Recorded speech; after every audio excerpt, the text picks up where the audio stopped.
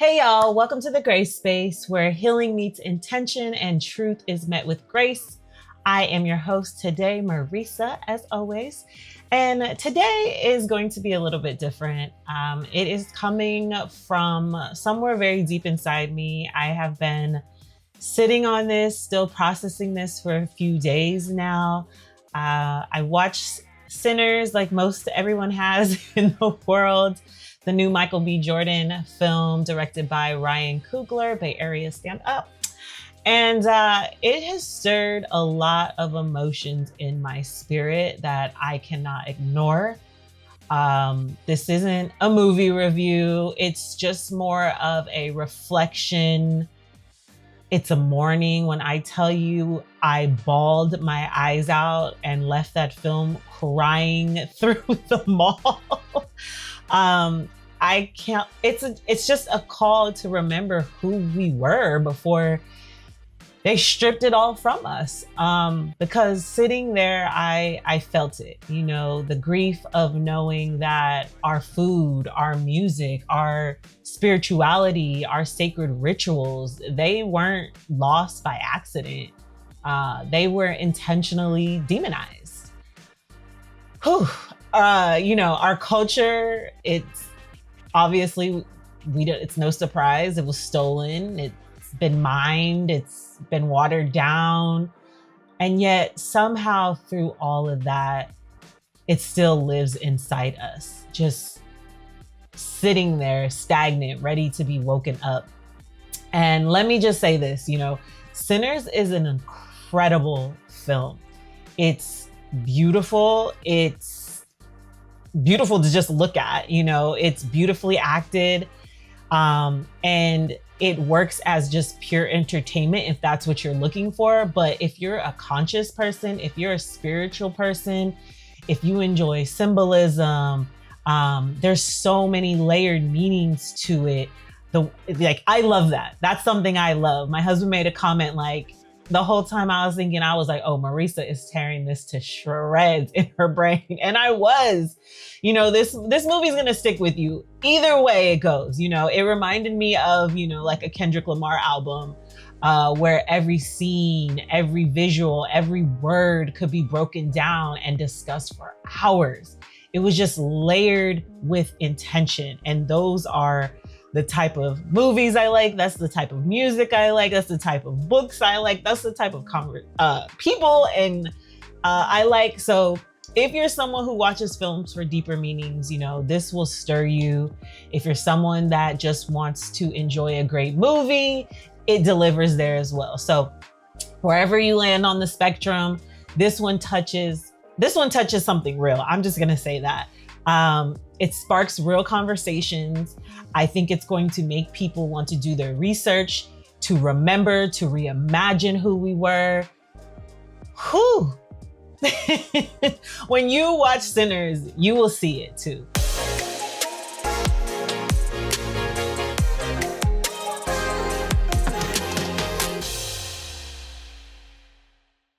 This episode is going to have tons of spoilers, so I'm assuming y'all already watched it, you know, because I just need to talk about our rhythm, our music, our movement. You know, it's more than just entertainment. It's a memory, it's survival, it's just sacred, you know, and practices like drumming and singing and storytelling, preserving food. I just was pickling last night. You know, they're not just hobbies. They were acts of survival. They were spiritual acts of survival. And no matter how hard they tried to erase it, no matter how much they tried to take it away, you know, that blood memory, it just cannot be erased. So I first want to start with the realization, like the church. I'm just going to say it like that. You know, the realization brings me back to, you know, a place that shaped my understanding of God, of freedom, of what salvation looks like. Growing up, like many people, I'm sure, you know, I was taught stories about deliverance and grace, but what they didn't teach me as I'm growing up is what I had to find out on my own. And to me, that's the truth. As someone who deeply believes in God, you know, that part hurts to say, but it's very true. You know, I have found myself over the last few years mourning the church. You know, I mourn what it could have been. I mourn the way the real story, the real power was hidden from us. It wasn't until I was grown, really, you know, after I visited Israel, that I learned the real identity of Jesus. And I don't even like to call him Jesus at this point.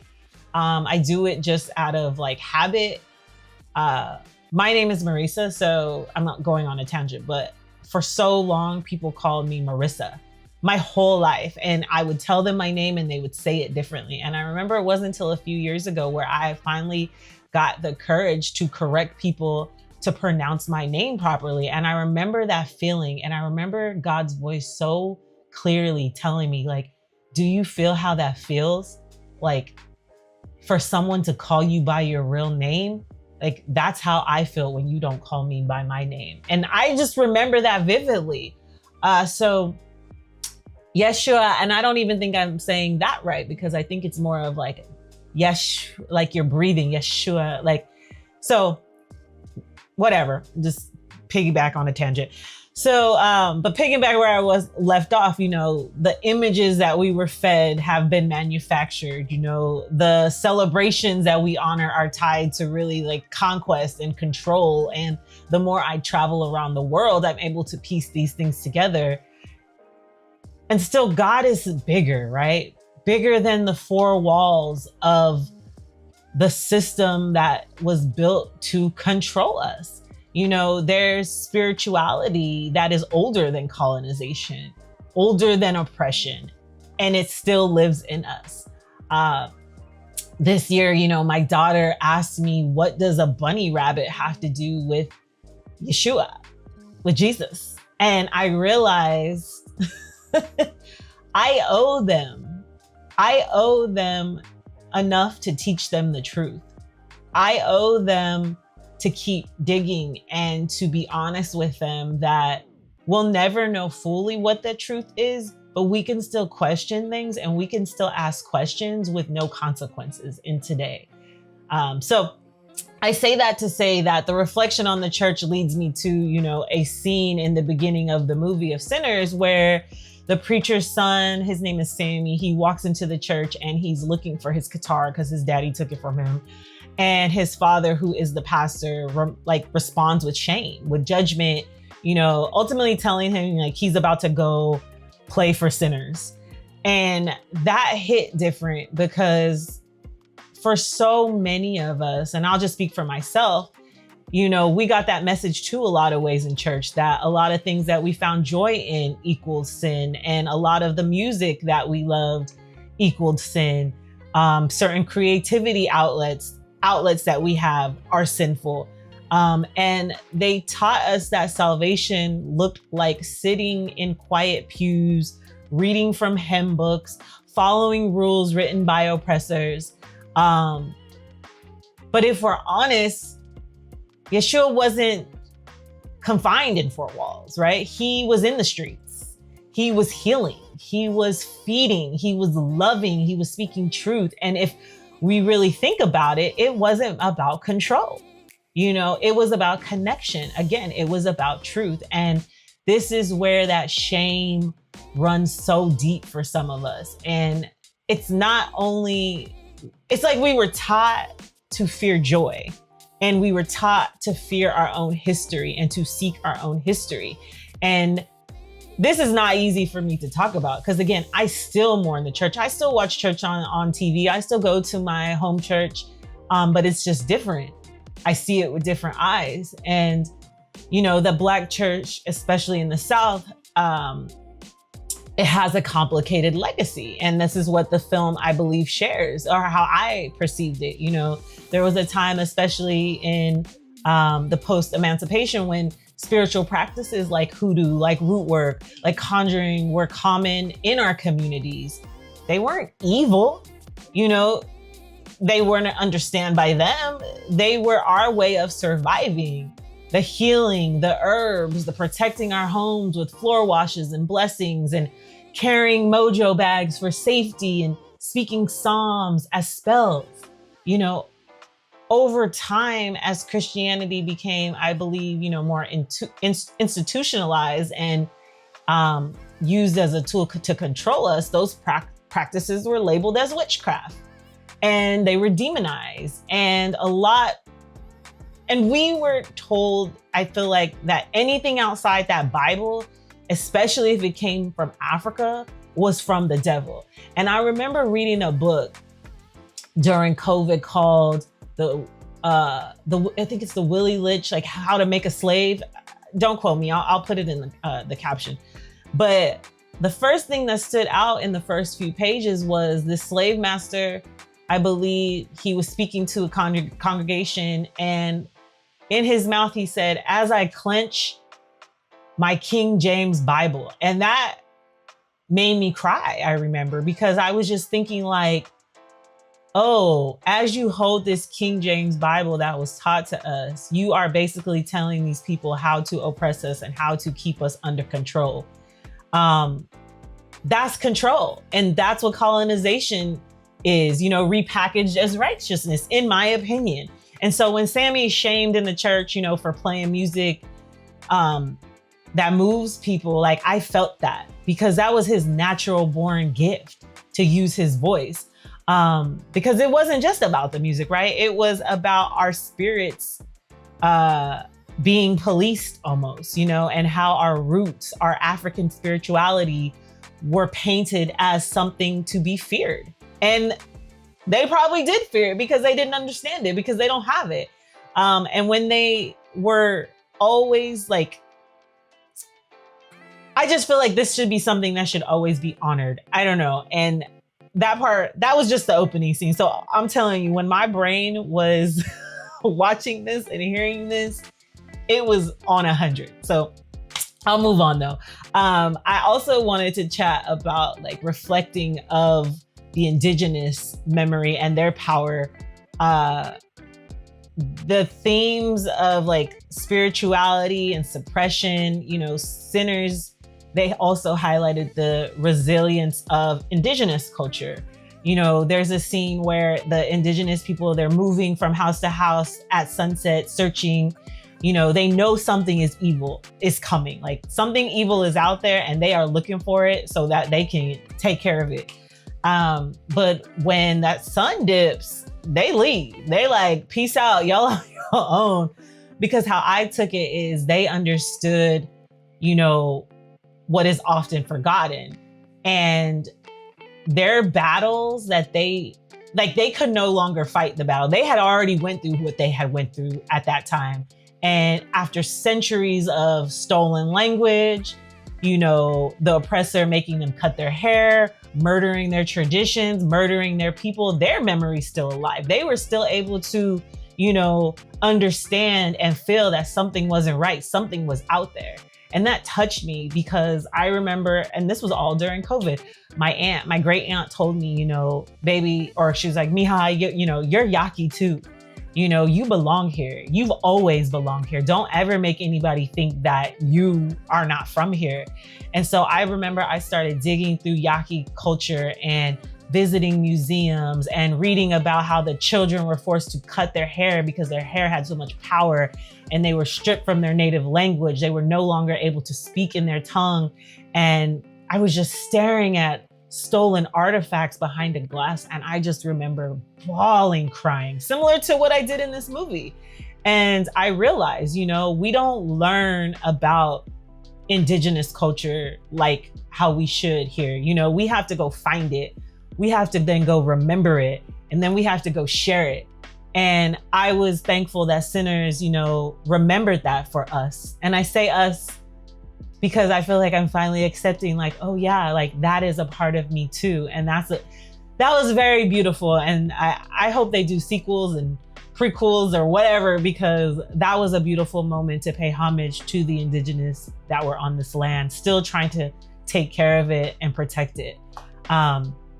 So, this exploration, of suppression and cultures, that just brings me to then the scene. His name is Delta Slim. And he was in the car with the twins, and one of the twins, I think it was Slim, or I don't know which one.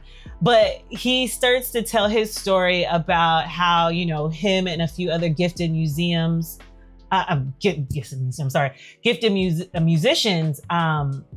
well, let me back up. So first, he saw a few men, they were in prison outfits on the side of the road as he drove past, and he knew them. And they were imprisoned, obviously. And then he started telling the story about how white people basically took them around. They were gifted musicians, and they made them perform everywhere. And there was an incident where they lied on a few of them, locked them up, and then a few of them were actually hung. And as he starts to, talk about this painful story, you can see him transition into song, and he just begins to sing, it just comes out in song, and you can see that pain coming through that music, and his sorrow and his rage, and just him just trying to survive. And that was just a beautiful moment in itself. And it began to make me think of the Bone Thugs and Harmony story. I don't know if you guys know that story, but they told a story in the past about being invited to, a private event where executives were there to talk about music, especially hip hop. And basically they told them that the music was being fed into the prison system. And yeah, that just changed the whole trajectory of Bone Thugs and Harmony. But that's where my mind went in that scene. Because at the end of the day, our voices are powerful, and if you can control that sound, you can control the spirit.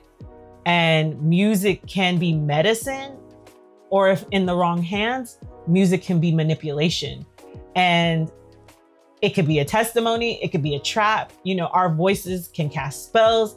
And that's why I feel like they've tried to take that from us, and I can go on and on about that. Like I said, I feel like every piece is so deep, but that's what I took from that scene. So, and so, yeah, from survival, I'm going to go from survival then now to building. And, Smoke and Stack, they were basically through the movie going door to door, gathering, people they know, mostly Black people, to build something, this juke joint, a place of survival, a place of joy, but also a place where Black people could just be fully themselves, unfiltered, unapologetic, unwatched. And it shows us something deeper, right, of entrepreneurship and the power of Black people building together, creating spaces with our own hands, owning what we create.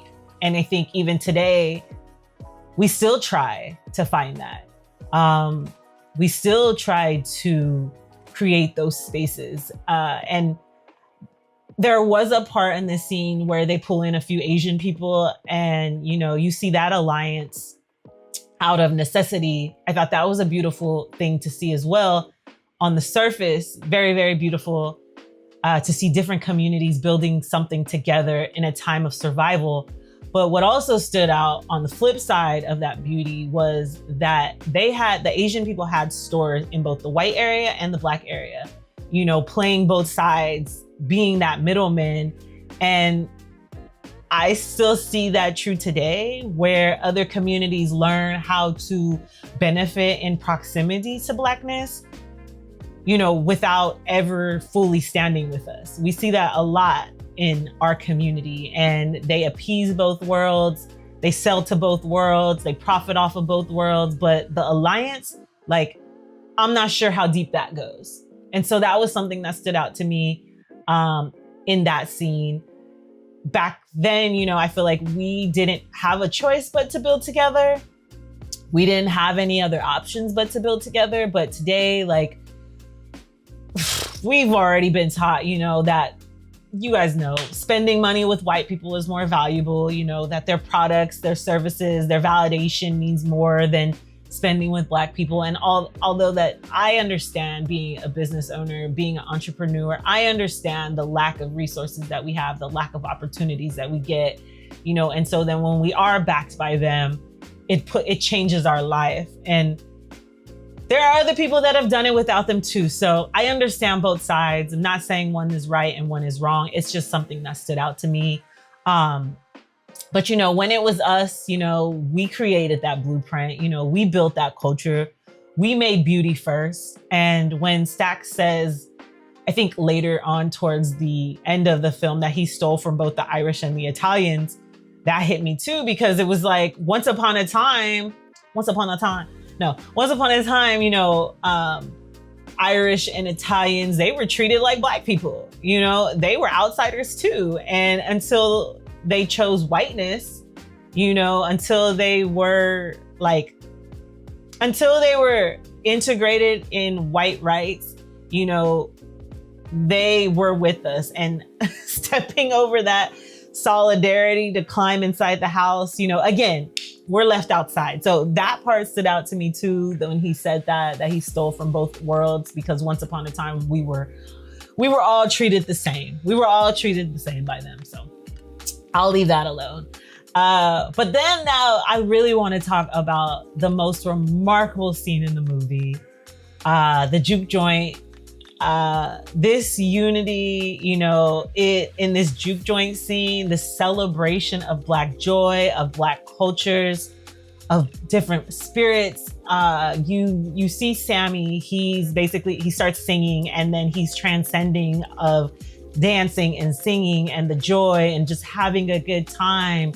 And then they show us the interweaving between, you know, Native dancing and African dancing and Asian dancing and those cultures and that fusion.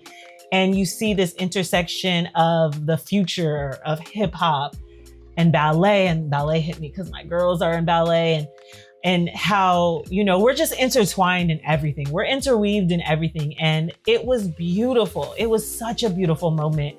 It was like one of the main moments in the film. You know, they created that famous image, that famous jazz image. And it was just pure joy. And then you see how the cultures, they were kind of intertwined into African traditions. That was very powerful. And of course, when we're having a good time, having fun, who is lurking outside? The vampires.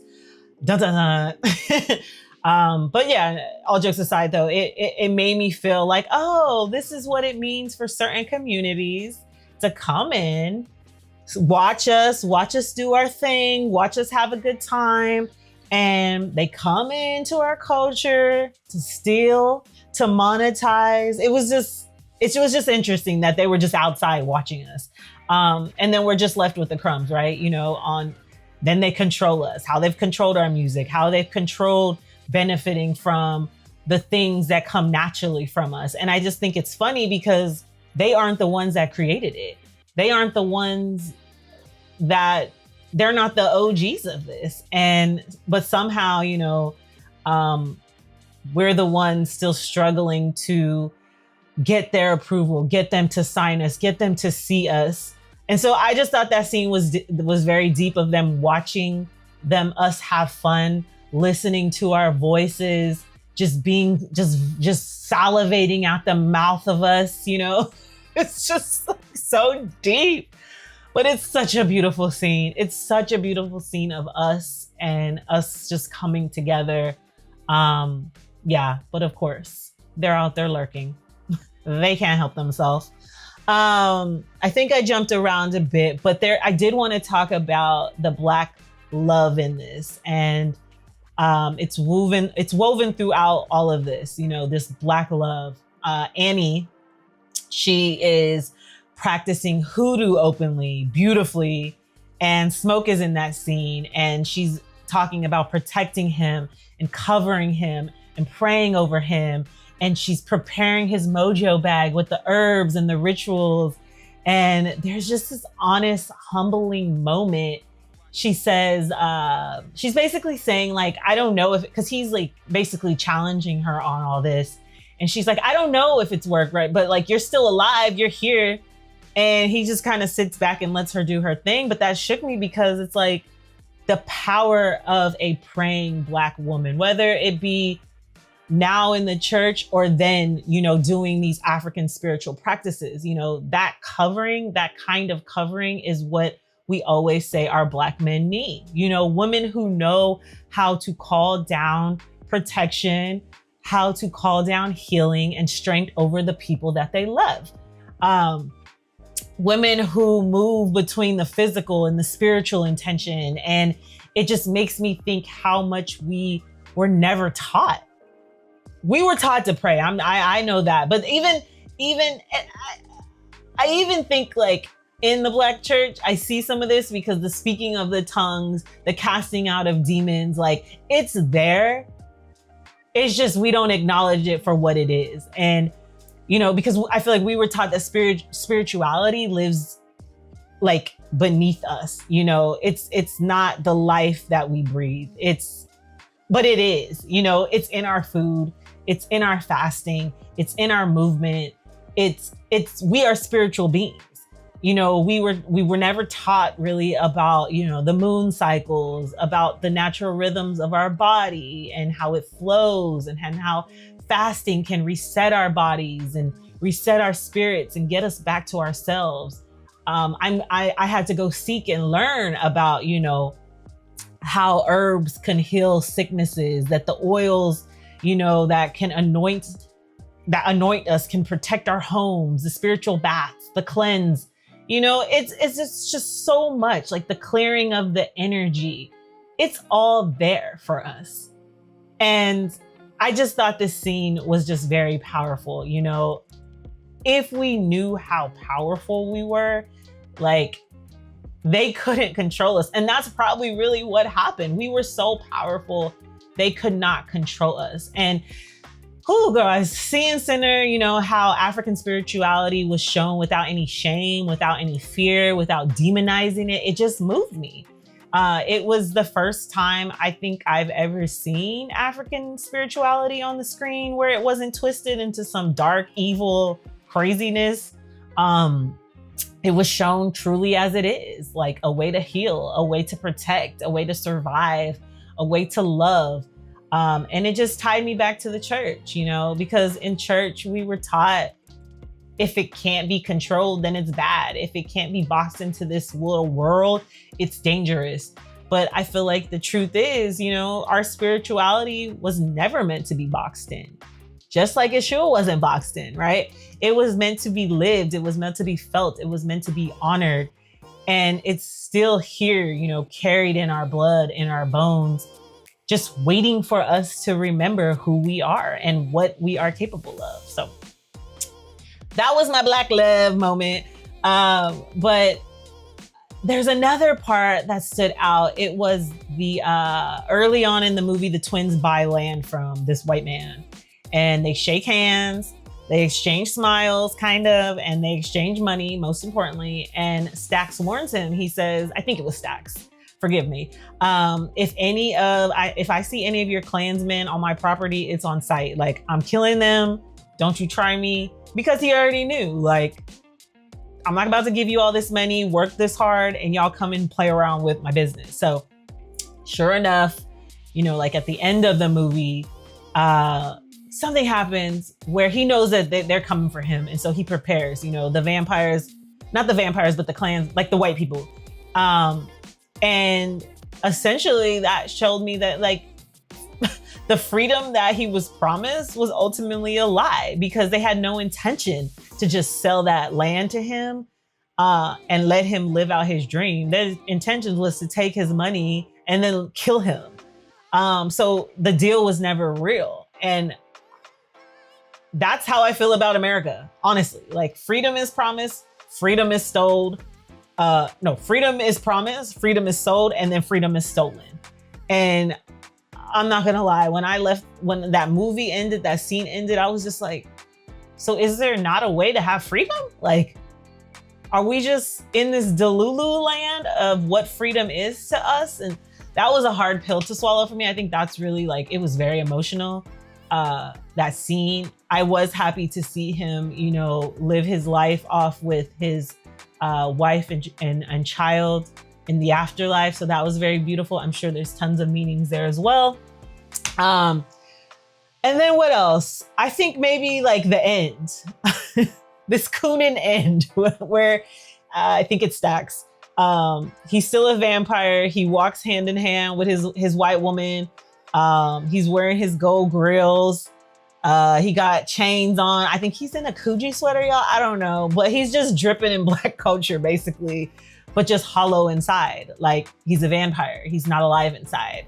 And it just stringed even more because, you know, the woman he's holding hands with, she's the same woman we saw earlier singing with us, dancing with us, laughing in the juke joint, moving freely between both worlds, you know, being white, but wanting to be Black, I guess. I don't know. But she was able to benefit off of Black joy. But when the time came, she didn't protect him. You know, she essentially betrayed him because she bit him. She chose her whiteness. That's how I took it. Like she betrayed him. Because the thing is, you know, some people can move between two worlds. They can dip into Blackness. They can dip in the rhythm. They can dip in the joy, the soul of Blackness, and then they can disappear into their whiteness. We've seen many artists do it. We've seen many actors do it. Many influencers do it for their own protection. But we don't get that choice, right? Like of people of color, we don't get that choice. We never did. And that's what that scene really meant to me. And I think, you know, when he hears Sammie sing, he's reminded, you know, that we're the real deal. You know, he's reminded of what's really real, you know, of that blood memory that can't be bought, you know, of that sound that can't be imitated, of who we are and who we've always been. Because even through betrayal, even through just the brutalness of stripping us from literally who we are, the original people will always rise.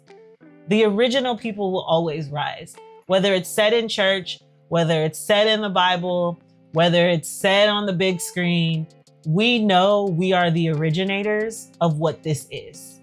And that's something that will, regardless of what history books are repurposed, regardless of what books are taken out of schools, like we already know the truth. Like I saw something the other day where they said like Christopher Columbus is coming back. It's like, bro, we already know the truth. Like y'all can still live in this lie, but we know the truth and it is what it is. Like we still rise. So here nor there. The last thing I want to talk about, and that's something else that these vampires can't be like, they can't be overlooked, because in this film, the vampires couldn't just walk into the juke joint. They couldn't just walk into your house. They had to be invited in, right? They had to be invited in. So let that sink in, because they couldn't suck the life out of you unless you were welcomed into the space first. And that hit me, and it should hit you on another level, because if we look back into history, there's a pattern. There's the betrayal that didn't come out of nowhere. It followed an invitation. You know, if you think about the indigenous people who welcomed the white settlers in, showed them the land, showed them how to bathe their dirty selves, you know, how to survive. And they were repaid with genocide, with smallpox, with stolen land, with stolen culture, right? Whew.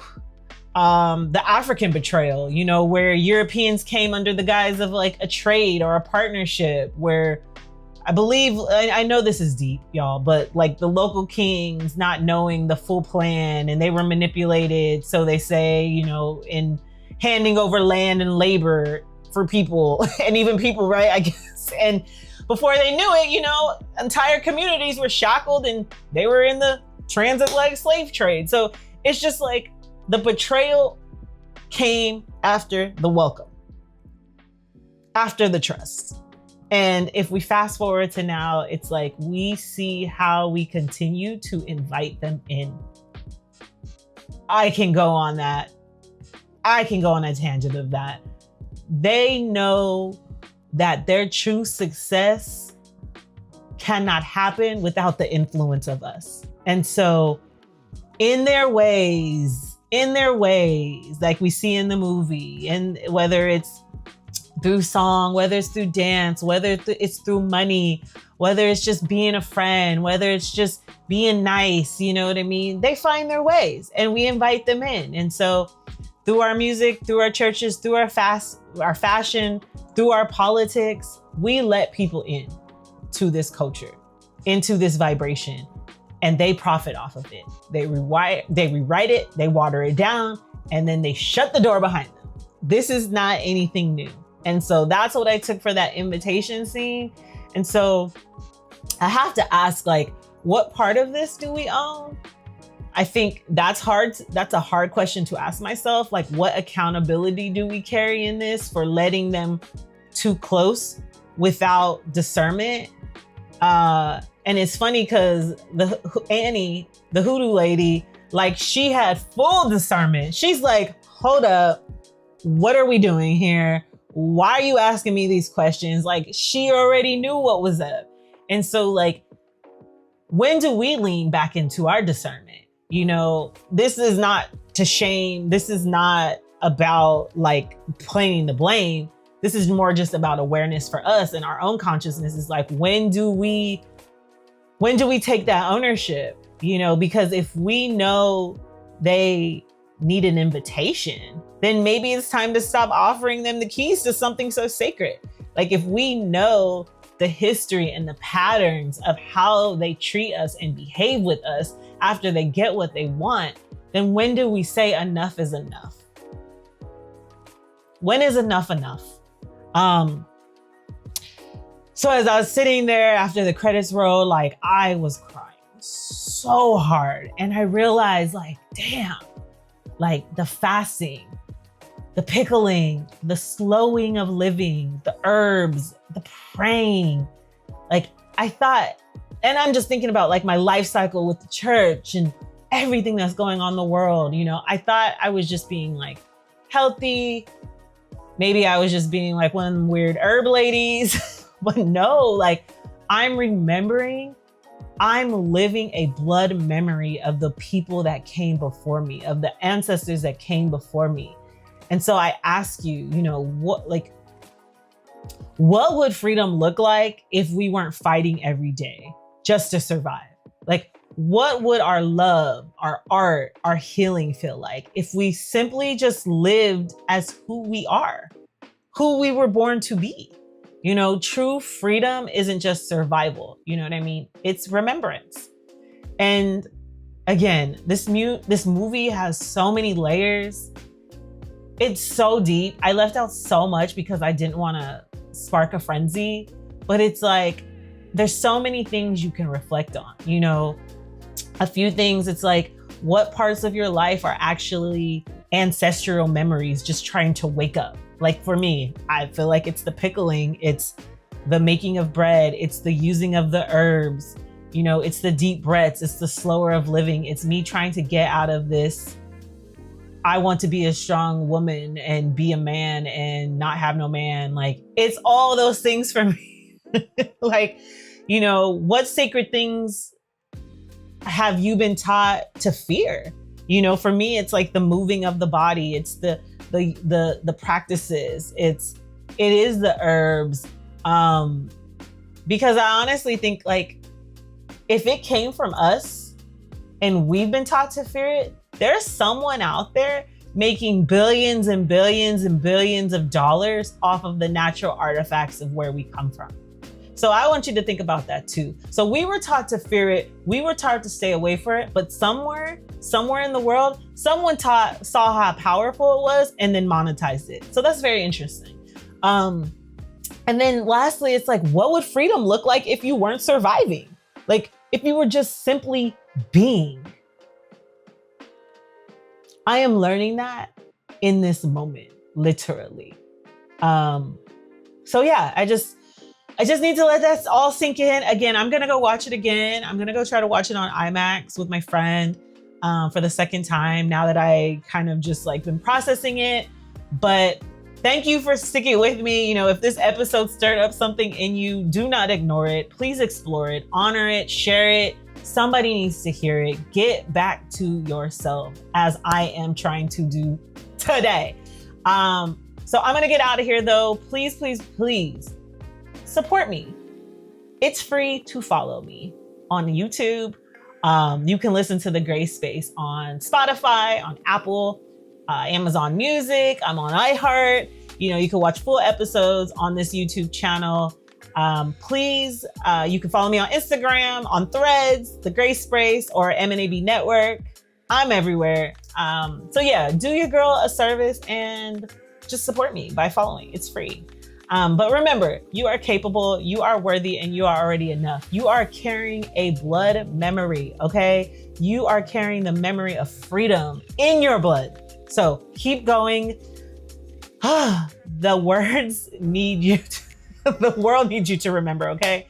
The world needs you to be awakened. I love you guys. Thank you again. This was a little different for me, but I got through it. So appreciate you guys, and I will see you next week.